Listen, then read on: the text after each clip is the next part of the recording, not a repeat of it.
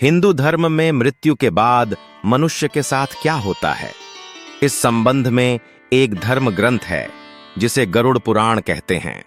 ऐसी मान्यता है कि गरुड़ पुराण उचित और अनुचित का ज्ञान करवाकर मनुष्य को धर्म और नीति के अनुसार जीवन व्यतीत करने की प्रेरणा देता है। ये मनुष्य के शुभ अशुभ कर्मों का विश्लेषण कर उन्हें सत्कर्म करने को प्रेरित करता है और दुष्कर्म करने से रोकता है।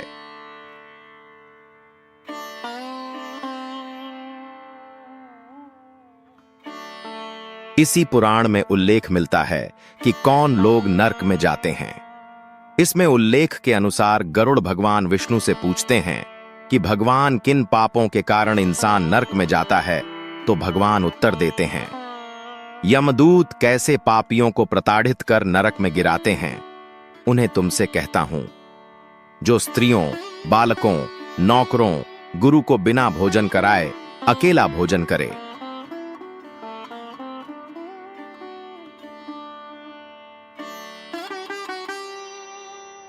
विष्णु भगवान को बिना नैवेद्य लगाए भोजन करे, जो शंखु, काष्ठ, पत्थरों, कांटों से मार्ग रोकते हैं,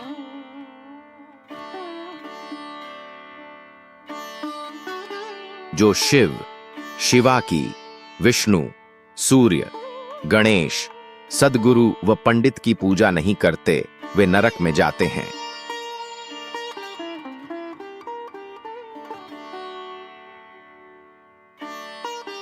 जो कामांध होकर राजस्वला स्त्री का सेवन करे,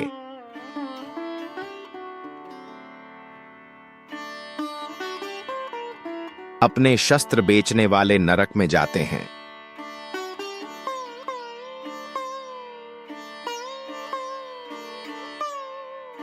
अनाथ पर दया नहीं करने वाले,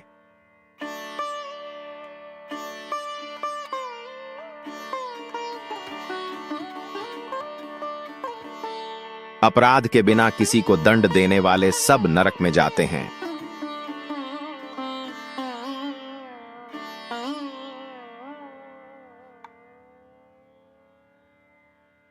किसी भी जरूरतमंद को भोजन की आशा बंधाकर भोजन न करवाने वाले,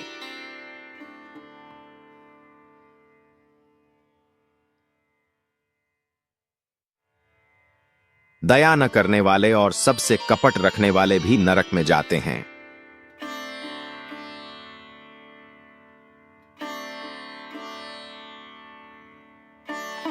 दोस्त को धोखा देने वाले, आशा भंग करने वाले सब नरक में जाते हैं। उपमादामयाई।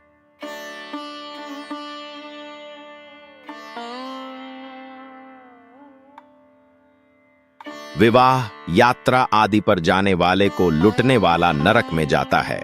आत्मा को तात्कालीन सुख सत्कर्मों में आता है। शरीर की मृत्यु होने के उपरांत जीव की सद्गति मिलने में भी हेतु सत्कर्म ही हैं। लोक और परलोक में आत्मिक सुख शांति सत्कर्मों के ऊपर ही निर्भर है। इसलिए आत्मा का स्वार्थ पुण्य प्रयोजन में है।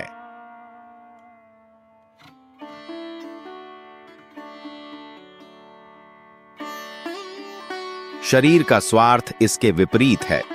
इंद्रियां और मन संसार के भोगों को अधिकाधिक मात्रा में चाहते हैं। इस कार्य प्रणाली को अपनाने से मनुष्य नाशवान शरीर की इच्छाएं पूर्ण करने में जीवन को खर्च करता है और पापों का भार इकट्ठा करता रहता है।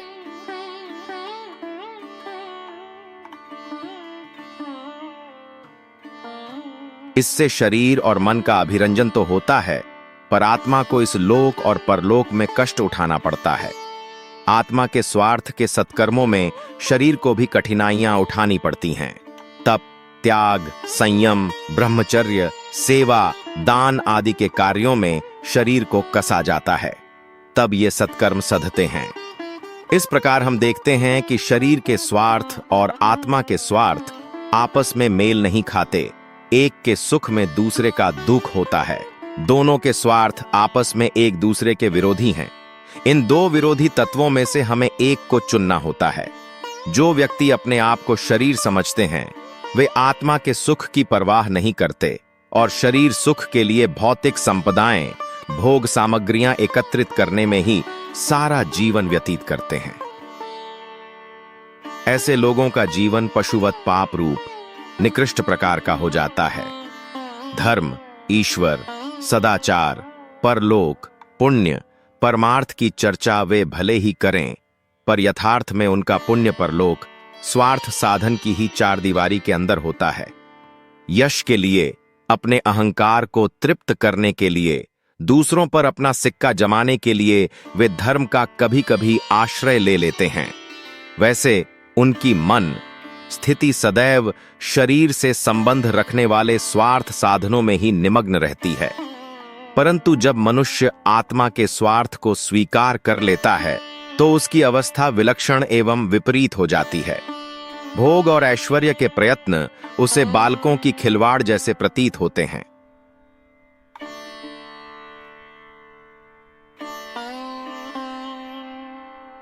शरीर जो वास्तव में आत्मा का एक वस्त्र या औजार मात्र है, इतना महत्वपूर्ण उसे दृष्टिगोचर नहीं होता है कि उसी के ऐश आराम में जीवन जैसे बहुमूल्य तत्व को बर्बाद कर दिया जाए।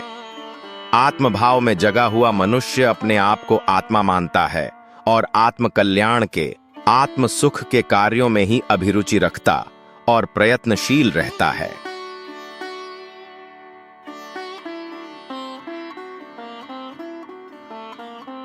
उसे धर्म संचय के कार्यों में अपने समय की एक एक घड़ी लगाने की लगन लगी रहती है। इस प्रकार शरीर भावी व्यक्ति अपना जीवन पाप की ओर, पशुत्व की ओर चलता है और आत्मभावी व्यक्ति का प्रवाह पुण्य की ओर, देवत्व की ओर प्रवाहित होता है। हम कई बार आत्मा के बारे में सोचते हैं, आत्मा के बारे में जानना चाहते हैं। कई सवाल होते हैं हमारे मन में कि वाकई आत्मा होती भी है? होती है तो हमारी आत्मा किस तरह की है?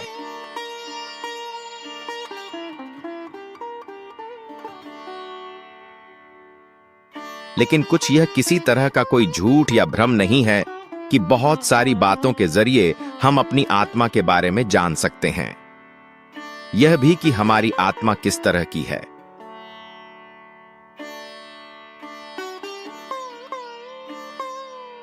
क्या उसकी उम्र उतनी ही है जितनी हमारी शरीर की, या फिर हमारी आत्मा की, या फिर आत्मा की उम्र उस उम्र से अधिक है जो शरीर की है?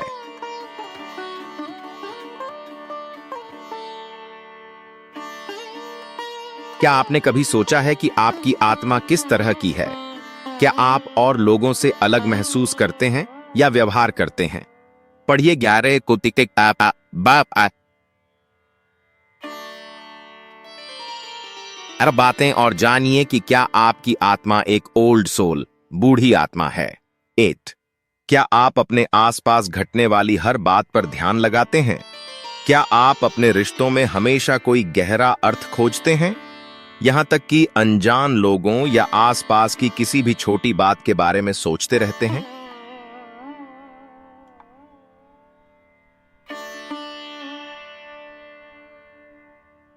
तो क्या आपको एकांत अच्छा लगता है और आप इस एकांत में भी बहुत सारी चीजों को खुद से जोड़कर देखते हैं, जिंदगी के बारे में लगातार सोचते हैं और उन सारी चीजों के बारे में विश्लेषण करते हैं?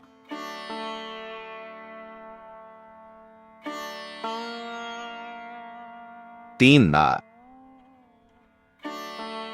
क्या आप सालों से बेहद परिपक्व व्यवहार करते आए हैं?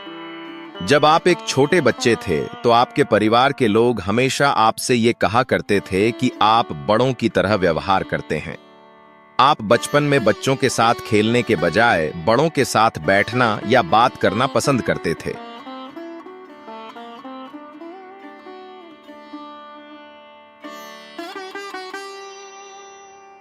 क्या आपको छोटे छोटे कामों को करने में बेहद आनंद आता है? क्या आपको एक कॉफी पीना पसंद है या किताब या कोई अखबार पढ़ना? आपको इत्मीनान से दोस्तों के साथ बैठना पसंद है और आराम से कुछ पकाना भी और फुर्सत से बैठकर कुछ खाली समय बिताना भी।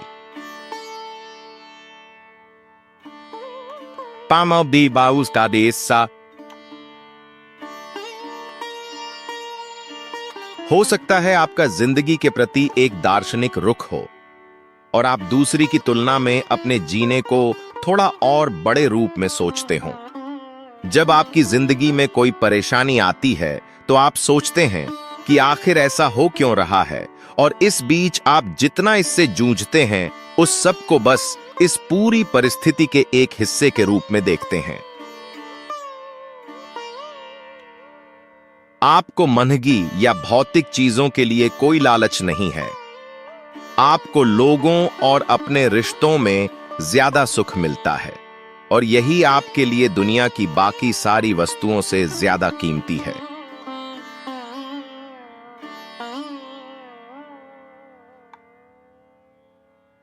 दो, आप हकीकत में जीना पसंद करते हैं और आपकी रुचि किसी भी तरह की अभिव्यक्ति में भी है। वह लेखन ही सकता है, संगीत भी और भी कोई तरीका।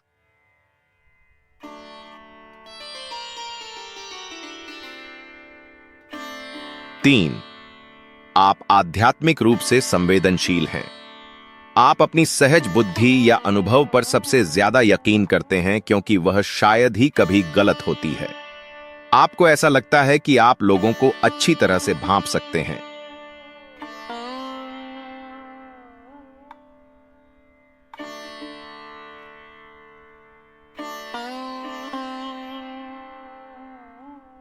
कई बार आपको लगता है कि आप बीते किसी समय के इतिहास, संस्कृति या कला से जुड़ाव महसूस करते हैं। भी आपो ए पापा सब आसी। भले ही आपके कई साथी हैं, बहुत सारे दोस्त हैं, लेकिन आप ज्यादातर उनसे अलग या दूर महसूस करते हैं।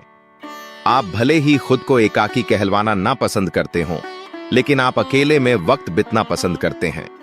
और आपको इस बात का फर्क समझ आता होगा कि अकेले होने और अपने एकांत में होने में क्या फर्क है। आज सापा की कबार की संबाद छाद्री शे। कई बार आपको जिंदगी में ऐसे काम करने का मन होता हो जो दूसरों को शायद बोरिंग या पुराने फैशन का लगता हो, लेकिन आपको वो सारे काम करने में आनंद आता हो। किसी रविवार जब दुनिया में अपनी अपनी मस्तियों में गुम होते हैं, आपको चुपचाप बैठकर दूर दोस्त के लिए एक चिट्ठी लिखना अच्छा लगता है। व्यक्ति मरता है तो सबसे पहले यमदूतों के पल्ले पड़ता है, जो उसे यमराज के समक्ष उपस्थित कर देते हैं। यमराज को दंड देने का अधिकार प्रदान है।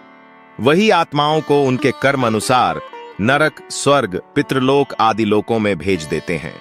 उनमें से कुछ को पुण्य धरती पर फेंक दिया जाता है। आओ जानते हैं मृत्यु के देवता यमराज को फुल स्टॉप। विधाता ईश्वर लिखता है, चित्रगुप्त बांचता है, यमदूत पकड़कर लाते हैं और यमराज दंड देते हैं। मृत्यु का समय ही नहीं, स्थान भी निश्चित है जिसे कोई टाल नहीं सकता। आपामे पितृलोक के बारे में जानकारी। 10 दिशाएं हैं। उनमें से एक दक्षिण दिशा में यमराज जी बैठे हैं। 10 दिशाओं के दिक्पाल ये हैं: इंद्र, अग्नि, यम, नररति, वरुण, वायु, कुबेर, ईश्वर, अनंत और ब्रह्मा। मृत्यु के देवता यमराज को धर्मराज भी कहा जाता है। इनकी पत्नी का नाम यमी है। शस्त्र, दंड और वाहन भैंसा है। चित्रगुप्त इनका सहयोगी है। इनके पिता का नाम सूर्य और बहन का नाम यमुना और भाई का नाम श्राद्धदेव मनु है।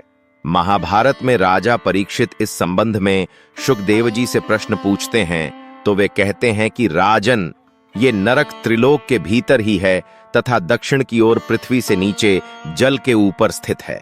उस लोक में सूर्य के पुत्र पितृराज भगवान यम हैं। वे अपने सेवकों सहित रहते हैं तथा भगवान की आज्ञा का उल्लंघन न करते हुए अपने दूतों द्वारा वहां लाए हुए मृत प्राणियों को उनके दुष्कर्मों के अनुसार पाप का फल दंड देते हैं।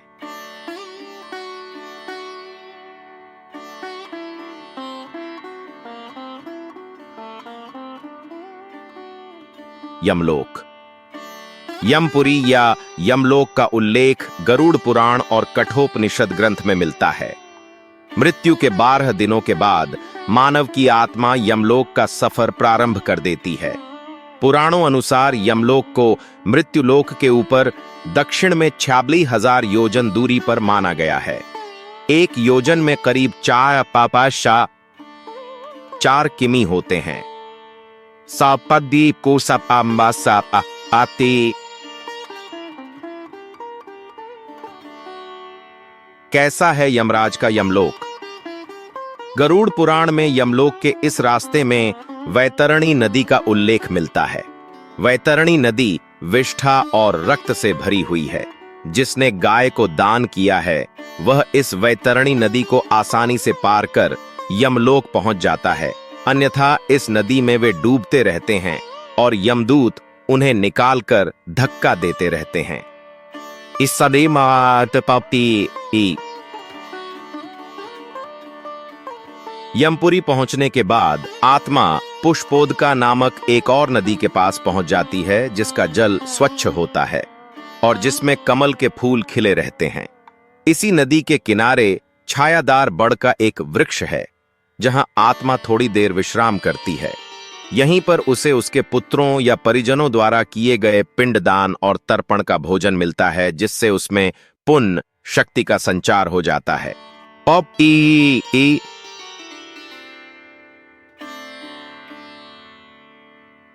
पुराणों के अनुसार यमलोक 1,00,000 योजन क्षेत्र में फैला और इसके 4 मुख्य द्वार हैं। इसमें से दक्षिण के द्वार से पापियों का प्रवेश होता है। यह घोर अंधकार और भयानक सांप और सिंह से घिरा रहता है। पश्चिम का द्वार रत्नों से जड़ित है। इस द्वार से ऐसे जीवों का प्रवेश होता है जिन्होंने तीर्थों में प्राण त्यागे हों।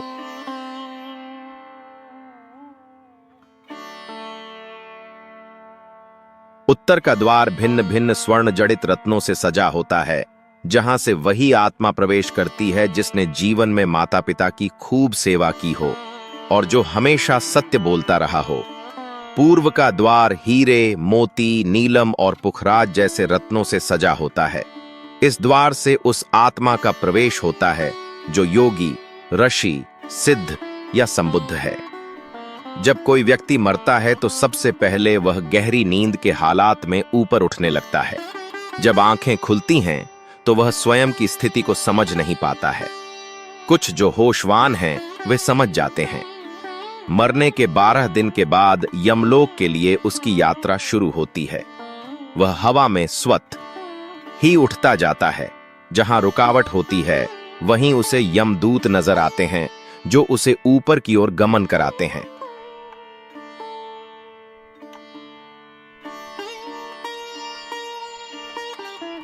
आत्माओं के मरने की दिशा उसके कर्म और मरने की तिथि अनुसार तय होती है। जैसे कृष्ण पक्ष में देह छोड़ दी है तो उस काल में दक्षिण और उसके पास के द्वार खुले होते हैं, लेकिन यदि शुक्ल में देह छोड़ी है तो उत्तर और उसके आसपास के द्वार खुले होते हैं। लेकिन तब कोई नियम काम नहीं करता जबकि व्यक्ति पाप से भरा हो। शुक्ल में मरकर भी वह दक्षिण दिशा में गमन करता है। इसके अलावा उत्तरायण और दक्षिणायन सबसे ज्यादा महत्व होता है। 4 द्वारों, 7 तोरणों तथा पुष्पोदका, वैवस्वती आदि सुरम्य नदियों से पूर्ण अपनी पुरी में पूर्व, पश्चिम तथा उत्तर के द्वार से प्रविष्ट होने वाले पुण्यात्मा को भगवान विष्णु के दर्शन होते हैं, जो शंख, चक्र, गदा, पद्मधारी, चतुर्भुज, नीलाभ रूप में अपने महाप्रासाद में रत्नासन पर दर्शन देते हैं।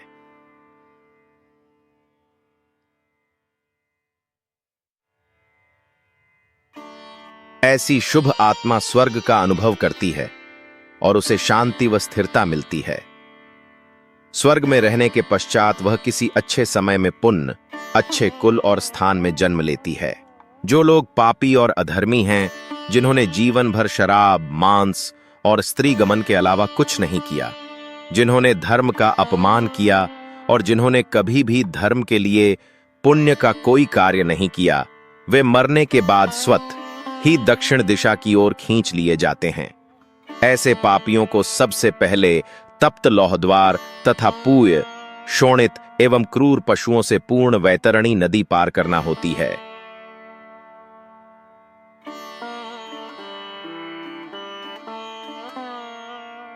नदी पार करने के बाद दक्षिण द्वार से भीतर आने पर वे अत्यंत विस्तीर्ण सरोवरों के समान नेत्र वाले, धूम्रवर्ण, प्रलय मेघ के समान गर्जन करने वाले, ज्वालामय रोमधारी, बड़े तीक्ष्ण प्रज्वलित दंतयुक्त, संडसी जैसे नखों वाले, चर्म वस्त्रधारी, कुटिल भ्रिकुटी भयंकरतम वेश में यमराज को देखते हैं। वहां घोरतर पशु तथा यमदूत उपस्थित मिलते हैं। यमराज हमसे सदा शुभ कर्म की आशा करते हैं, लेकिन जब कोई ऐसा नहीं कर पाता है तो भयानक दंड द्वारा जीव को शुद्ध करना ही इनके लोक का मुख्य कार्य है। ऐसी आत्माओं को यमराज नरक में भेज देते हैं। मृत्यु के देवता यम पृथ्वीलोक पर रहने वाले प्राणियों के कर्मों के अनुसार स्वर्ग या नरक भेजने का काम करते हैं। यम इस प्रकार के फैसले लेने में बहुत उलझन और दुविधा में पड़ जाते थे। उन्होंने अपनी यह समस्या ब्रह्मा और शिवजी को बताई। तब ब्रह्मा जी ध्यान लीन हो गए और 1000 वर्ष की तपस्या के बाद एक पुरुष उत्पन्न हुआ।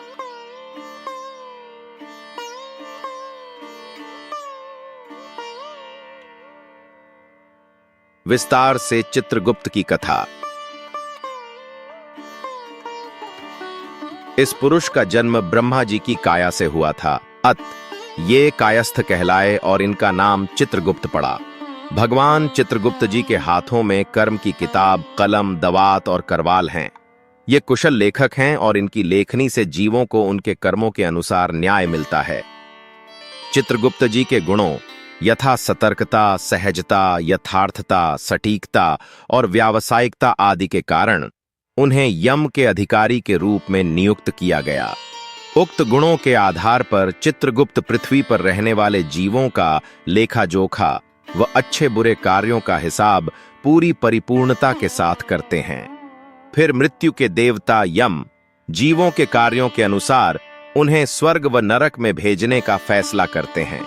इन्हीं के आधार पर मृत्यु के बाद जीव फिर किस योनि में जाएगा का निर्धारण भी होता है।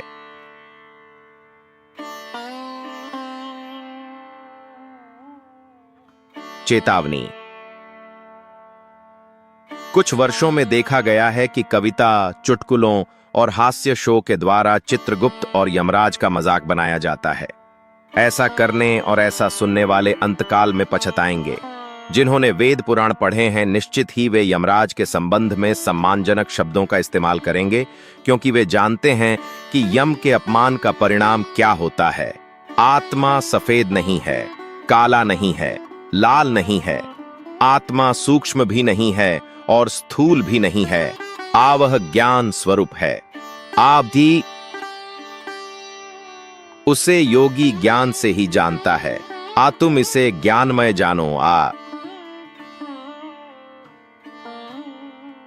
आत्मा ब्राह्मण नहीं है, वैश्य नहीं है, क्षत्रिय नहीं है, क्षुद्र भी नहीं है। आबेयो पुरुष, नपुंसक व स्त्रीलिंग भी नहीं है। इन सबको ज्ञानी विशेष रूप से जानता है। आत्मा बुद्ध नहीं है, दिगंबर नहीं है। आत्मा श्वेतांबर भी नहीं है। आत्मा किसी भी वेश का धारी नहीं है। वह मात्र एक ज्ञान स्वरूप है। उसको योगी ध्यान से ही जानते हैं। आत्मा गुरु नहीं है, शिष्य भी नहीं है, स्वामी नहीं है, नौकर भी नहीं है, शूरवीर नहीं है, कायर भी नहीं है, उच्च कुली भी नहीं है और नीच कुली भी नहीं है। आब्बा की पपा दिए पा। आत्मा मनुष्य नहीं है, देव भी नहीं है। आत्मा तिर्यंच पशु भी नहीं है। आत्मा नारकी भी नहीं है, परंतु ज्ञान स्वरूप है। आत्मा विद्यावान व मूर्ख नहीं है, धनवान व दरिद्र भी नहीं है, जवान, बूढ़ा और बालक भी नहीं है। जीव अपना है तथा शरीर आदि पर पदार्थ अपने नहीं है, वे पर हैं, आत्मा पर नहीं होती। पर द्रव्य कभी आत्मा नहीं होते। बुढ़ापा, मरण, रोग आदि शरीर के ही होते हैं। आत्मा तो अजर अमर है, इसलिए देह के बुढ़ापे व मरण को देखकर भय मत कर। ऐसा समझने से हम दुखों से घबराते नहीं हैं। हम सुख व दुख का संबंध शरीर से जानते हैं। इसीलिए व्यापार में हानि होने पर, शरीर में बीमारी होने पर, किसी का वियोग होने पर अति दुखी नहीं होते। उन सबको शरीर से संबंधित क्रिया जानकर शांत बने रहते। खैर, हम समझते हैं कि मैं तो शुद्ध आत्मा हूं। आत्मा 3 प्रकार की होती है।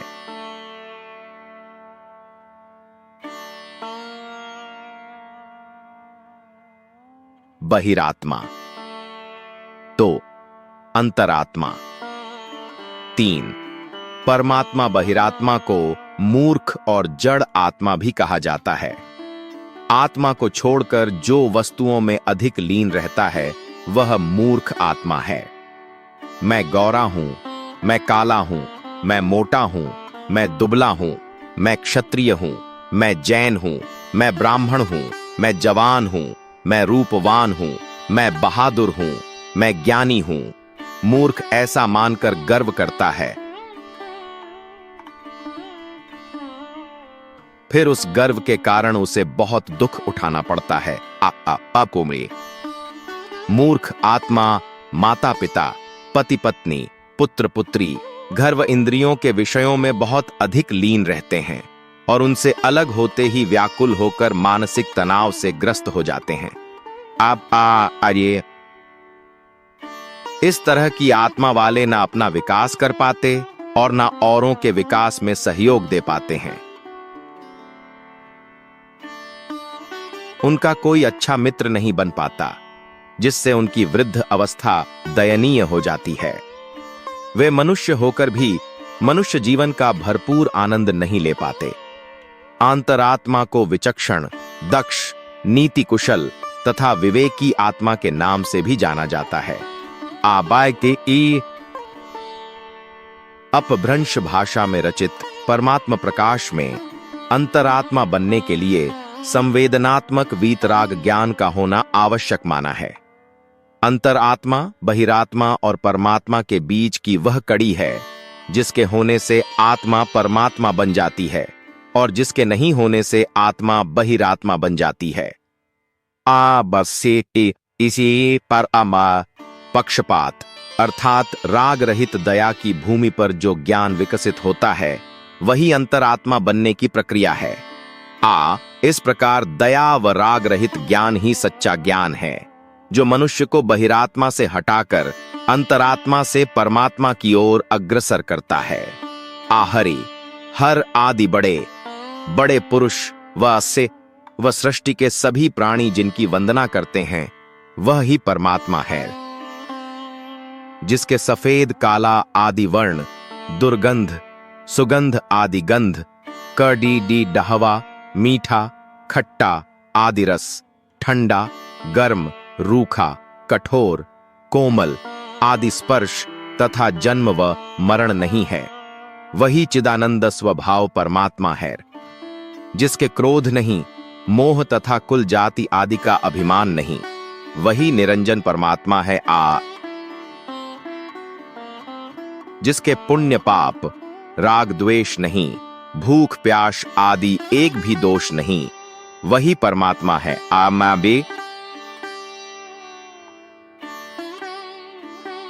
जिस शुद्ध आत्म स्वभाव में इंद्रिय से उत्पन्न सुख दुहक नहीं, सोचने विचारने का कोई व्यापार नहीं, वही शुद्धात्मा अर्थात परमात्मा है। वाह!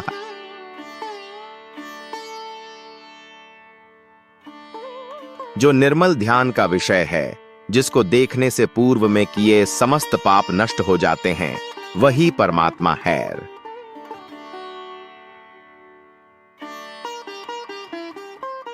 जन्म मरण, लाभ हानि, सुख दुहक, शत्रु मित्र में समान भाव रखने वाले पुरुषों के मन में जो कुछ प्रकट होता है वही परमात्मा है।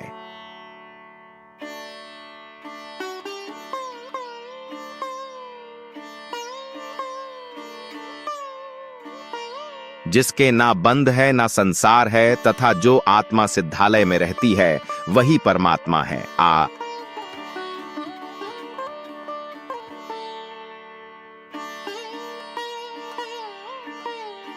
जो केवल दर्शन और केवल ज्ञानमयी है, जिसका केवल सुख स्वभाव है और अनंत वीर्य वाला है, वह ही परमात्मा है।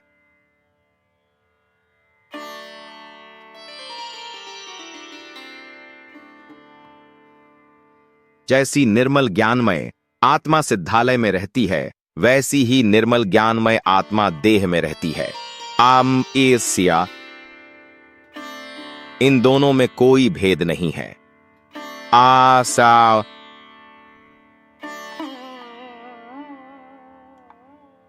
जैसे अनंत आकाश में एक नक्षत्र ही समस्त संसार को प्रकाशित करता है, उसी प्रकार परमात्मा के केवल ज्ञान में तीनों लोक दर्पण के समान प्रकाशित हैं। ऐसे दावे किए जाते हैं कि इंसानों ने कुछ ऐसे माध्यम और तरीके खोज निकाले हैं जिनसे आत्माओं की दुनिया से संपर्क किया जा सकता है और आत्माओं से बात की जा सकती है।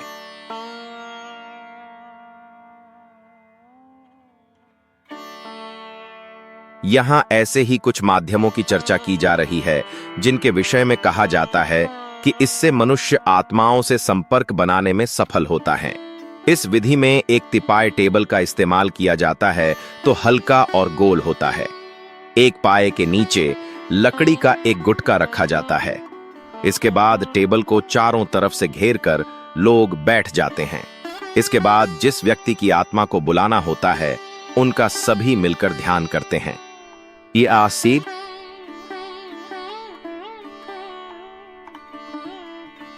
माना जाता है कि जब अपने आप टेबल के पाए खटखटाने लगे तो इसका मतलब है कि आत्मा का आगमन हो चुका है। इसके बाद उनसे प्रश्न किया जाता है और सांकेतिक तौर पर टेबल की खटखट से हर प्रश्न मिलने लगता है। भूतों से बात करने का एक जरिया है प्लेनचेट। यह एक दिल के आकार का दिखने वाला लकड़ी का टुकड़ा होता है। इसमें पीछे की ओर सभी ओर घूमने वाले पहिए लगे होते हैं। इसकी नोक की तरफ एक छेद होता है जिसमें एक पेंसिल लगा दी जाती है।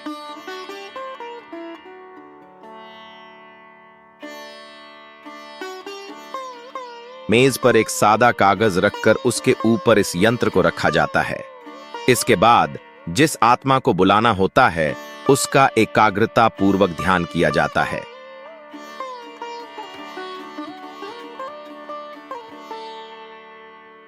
जैसे ही आत्मा आ जाती है, यंत्र अपने आप चलने लगता है।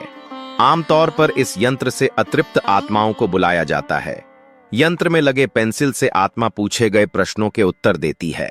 आत्माओं से संपर्क करने का एक माध्यम यह भी है कि इसमें किसी व्यक्ति को माध्यम के तौर पर इस्तेमाल किया जाता है।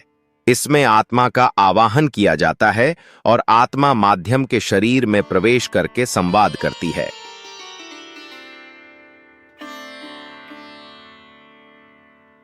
इसके अलावा एक और विधि है जिसमें प्रयोगकर्ता खुद माध्यम बन जाता है। आवाहन करने पर आत्मा आती है और प्रयोगकर्ता के हाथ में रखी पेंसिल खुद ही कागज पर चलनी शुरू होती है और प्रश्नों के उत्तर देती है। भूतों को बुलाने के जितने भी माध्यम हैं, उनके विषय में यह माना जाता है कि इनसे भूत तो जाते हैं, लेकिन जाने में कई बार आनाकानी करने लगते हैं।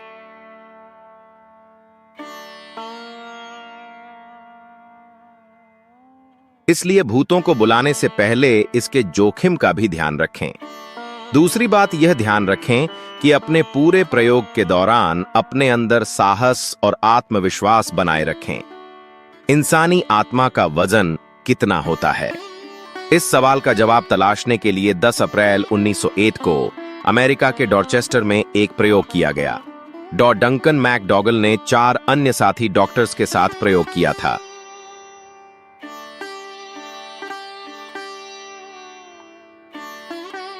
इनमें 5 पुरुष और 1 महिला मरीज ऐसे थे जिनकी मौत हो रही थी। इनको खास तौर पर डिजाइन किए गए फेयरबैंक्स वेट स्केल पर रखा गया था। मरीजों की मौत से पहले बेहद सावधानी से उनका वजन लिया गया था। जैसे ही मरीज की जान गई, वेइंग स्केल की बीम नीचे गिर गई। इससे पता चला कि उसका वजन करीब 3/4 आउंस कम हो गया है।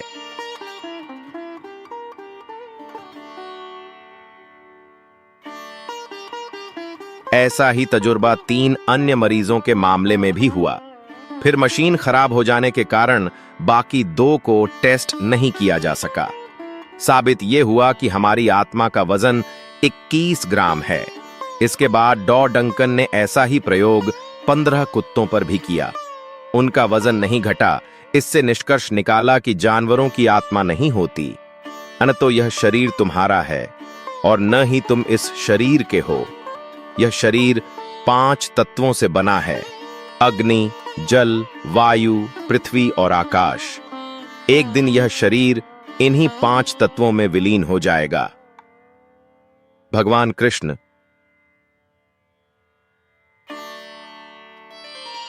जब शरीर छूटता है तो व्यक्ति के साथ क्या होता है, यह सवाल सदियों पुराना है। इस संबंध में जनमानस के चित्त पर रहस्य का पर्दा आज भी कायम है, जबकि इसका हल खोज लिया गया है। फिर भी यह बात विज्ञान सम्मत नहीं मानी जाती, क्योंकि यह धर्म का विषय है।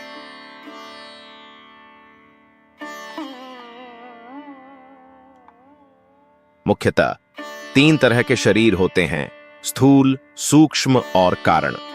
व्यक्ति जब मरता है तो स्थूल शरीर छोड़कर पूर्णतः सूक्ष्म में ही विराजमान हो जाता है। सूक्ष्म शरीर के विसरित होने के बाद व्यक्ति दूसरा शरीर धारण कर लेता है, लेकिन कारण शरीर बीज रूप है जो अनंत जन्मों तक हमारे साथ रहता है। व्यक्ति रोज मरता है और रोज पैदा होता है, लेकिन उसे इस बात का आभास नहीं होता।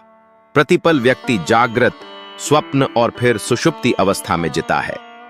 मरने के बाद क्या होता है, यह जानने के लिए सर्वप्रथम व्यक्ति के चित्त की अवस्था जानना जरूरी है, या कहना चाहिए कि आत्मा के ऊपर छाई भाव, विचार, पदार्थ और इंद्रियों के अनुभव की धुंध का जानना जरूरी है। छांदोग्य उपनिषद 8:7 के अनुसार आत्मा 4 स्तरों में स्वयं के होने का अनुभव करती है। ए जागृत, 2 स्वप्न, 3 सुषुप्ति और 4 तुरीय अवस्था।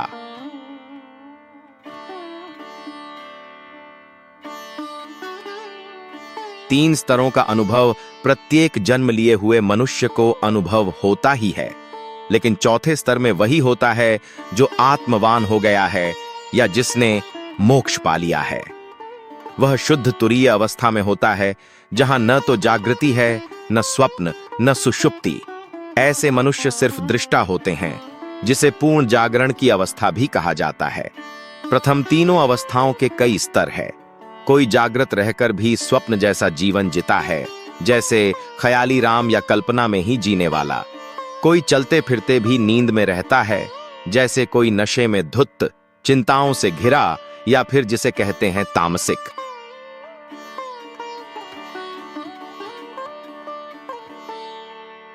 हमारे आसपास जो पशु पक्षी हैं वे भी जागृत हैं, लेकिन हम उनसे कुछ ज्यादा होश में हैं, तभी तो हम मानव हैं। जब होश का स्तर गिरता है तब हम पशुवत हो जाते हैं। कहते भी हैं कि व्यक्ति नशे में व्यक्ति जानवर बन जाता है।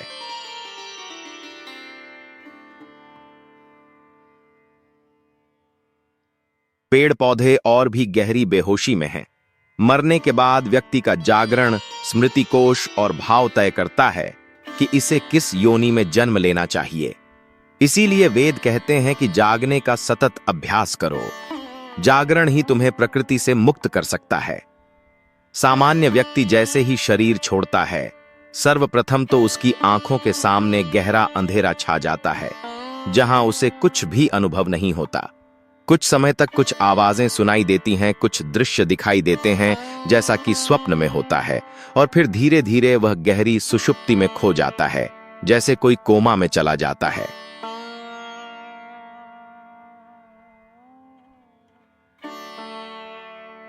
गहरी सुषुप्ति में कुछ लोग अनंत काल के लिए खो जाते हैं, तो कुछ इस अवस्था में ही किसी दूसरे गर्भ में जन्म ले लेते हैं। प्रकृति उन्हें उनके भाव, विचार और जागरण की अवस्था अनुसार गर्भ उपलब्ध करा देती है। जिसकी जैसी योग्यता वैसा गर्भ, या जिसकी जैसी गति वैसी सुगति या दुर्गति। गति का संबंध मति से होता है, सुमति तो सुगति।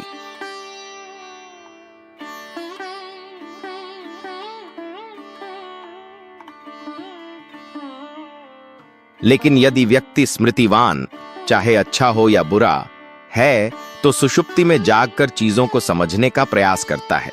फिर भी वह जागृत और स्वप्न अवस्था में भेद नहीं कर पाता है। वह कुछ कुछ जागा हुआ और कुछ कुछ सोया हुआ सा रहता है, लेकिन उसे उसके मरने की खबर रहती है। ऐसा व्यक्ति तब तक जन्म नहीं ले सकता जब तक कि उसकी इस जन्म की स्मृतियों का नाश नहीं हो जाता। कुछ अपवाद स्वरूप जन्म ले लेते हैं जिन्हें पूर्व जन्म का ज्ञान हो जाता है, लेकिन जो व्यक्ति बहुत ही ज्यादा स्मृतिवान, जागृत या ध्यानी है, उसके लिए दूसरा जन्म लेने में कठिनाइयां खड़ी हो जाता है, क्योंकि प्राकृतिक प्रोसेस अनुसार दूसरे जन्म के लिए बेहोश और स्मृतिहीन रहना जरूरी है।